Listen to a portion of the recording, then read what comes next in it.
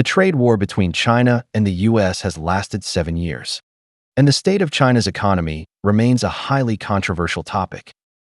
In my view, there is no doubt that the economy faces significant challenges, but it will not collapse entirely. Many anti-China media outlets struggle to understand why China has not fallen despite repeated heavy blows from the US. Western media have captured countless videos of factory closures, empty malls, and jobless college graduates. Yet China has not seen large-scale unrest. Do Chinese people truly need no living space? Most of the videos obtained by Western media are authentic, though often edited with some filters. The difficulties they reflect are real. However, we must note that widespread factory closures, empty malls, and employment struggles for college graduates have persisted over the past decade, not just as a result of the trade war. On one hand, the Chinese government, starting in Guangdong, implemented a policy to upgrade industries and enforce strict environmental regulations, leading to the closure of many low-end factories. On the other hand, misguided policies, such as cracking down on the private tutoring industry, caused significant job losses. These events would have occurred regardless of the trade war. China's street-level businesses, like shops and restaurants, are undergoing dramatic changes due to the impact of e-commerce. Large malls must keep up with trends, or poor location choices lead to deserted spaces and closures.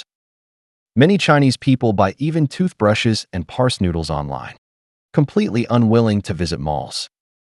I believe that with the rapid development of drones, autonomous vehicles, and robots, industries like delivery and ride-hailing, which currently employ many low-income workers, will see massive layoffs in a decade. Unemployment will remain an unavoidable pain point for Chinese society for a long time. The rapid advancement of AI technology will spread unemployment from low-income groups to the middle class. Society's wealth and resources will concentrate in the hands of the government and a few large conglomerates. However, this does not mean China will collapse. Rather, it shows that Chinese lifestyles are leading globally, embracing the future. The essence of human society is that a minority rules the majority, taking most of the wealth. Those who believe they can maintain equal status with the elite are extremely naive. China will not collapse because, when faced with difficulties, Chinese people first think their own competitiveness is lacking or that they have not done well enough. They make various attempts to adapt to the new economic reality. Of course, the Chinese government's strong control makes violent resistance impossible. Unless completely desperate, some may resort to extreme measures to lash out at society, but most strive to improve themselves. The trade war between China and the US gave the Chinese government a grand excuse. China's difficulties are caused by US oppression. This narrative effectively reduces public discontent with the government, overshadowing its policy mistakes. The US government has been very cooperative, continuously pressuring China, which makes Chinese people more united. In Chinese culture, unity against external enemies is a tradition, and aiding adversaries against the current government is deeply shameful, branded as treason regardless of motives. How tough is life for Chinese people now? Let me put it this way. Every business owner says the economy is bad and they cannot make money. Yet they keep investing and trying new ways to earn. Ordinary people say they are broke, staying home to shop online and downgrade consumption. But during holidays, tourist attractions are packed, and even dining out on weekends involves frustratingly long waits. You might feel society runs smoothly. Everyone seems happy, and only you face various pressures. How severe is China's consumption downgrade? German and Japanese cars that once commanded premium prices of 100,000 yuan are no longer in demand. People now buy high-performing domestic cars for a fraction of the cost. High-end fruits like imported durians and cherries, once status symbols, are now common in households. Unlike so-called developed countries like South Korea, most Chinese families have access to abundant, affordable fruits and meats. Watermelons and apples are so cheap in China that others cannot imagine. China's economy once relied on three pillar industries. The first is investment, particularly real estate and government infrastructure, which has completely collapsed, with housing prices cut in half. This only reduces families' paper wealth, not a fatal blow.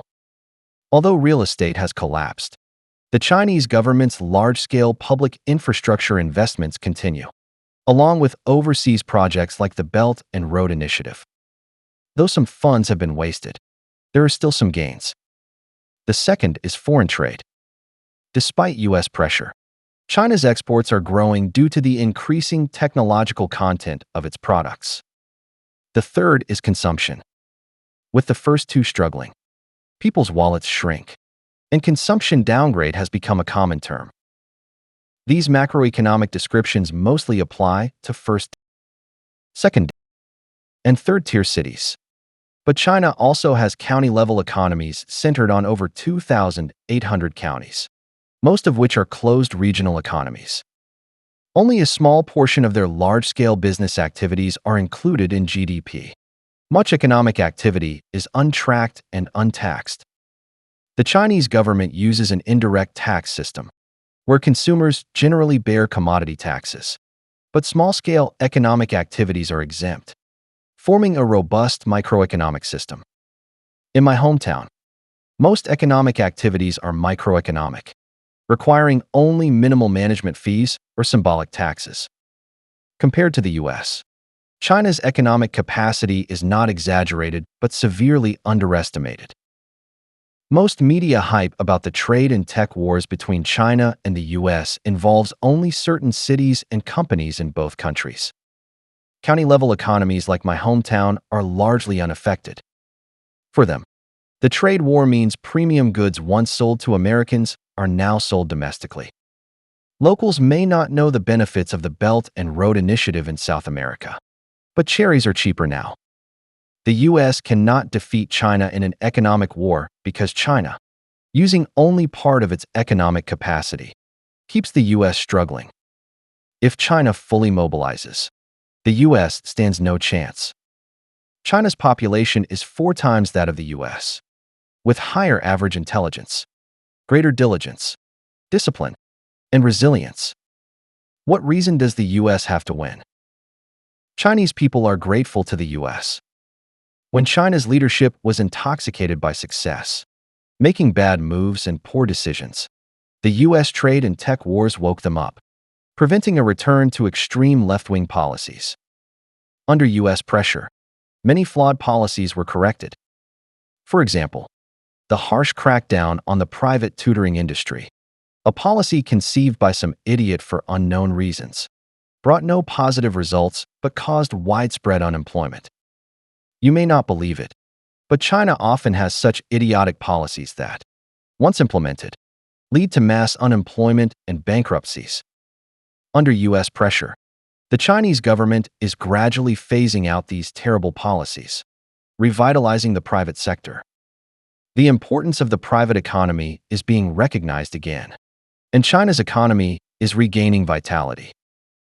As a Chinese person, I am not a fan of the Communist Party and deeply despise left-wing policies, but I do not deny the party's tremendous achievements in recent decades. I admire the freedom and democracy of the U.S., but do not want my country to become like the U.S. today.